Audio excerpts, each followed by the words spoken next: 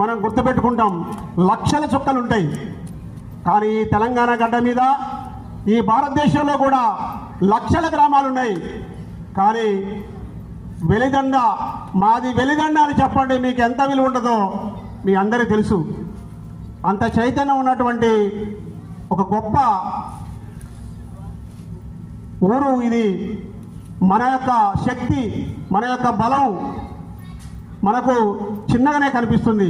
బయట ప్రపంచానికి మన ఊరి యొక్క గొప్పతనం చాలా అద్భుతంగా ఉందనేటువంటి విషయాన్ని మరి మరొకసారి గుర్తు చేసుకుంటూ, ఈ వెలిదండ, ఇది వెలిదండనా వెలిదండనా, దీనికి అర్థం ఏంటో ఎవరు పెట్టారో ఈ పేరు, కానీ నాకు తెలిసినంత వరకు ప్రపంచంలో వెలి వాడలు ఉంటాయి, కానీ వెలి ఊరు కూడా ఉంది ఈ లోకం మీద అని నాకు మొట్టమొదటిసారి అర్థమైంది.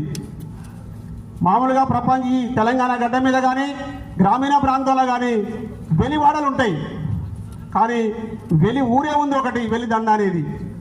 నేను రంగానని భాస్కరాన్ని అడిగిన, వెలిదండ అంటే ఏందన్నా అర్థమని. ఏమో దానికి పెద్దగా మేము అర్థాలు ఎప్పుడు వెతకలేదు, కానీ ఈ వెలిదండ అంటే ఇది ఒక్క విప్లవాల పూదండ అని కాశీపతి గారు చెప్పారని చెప్పి రంగన నాతో చెప్పాడు. అప్పుడు ఈ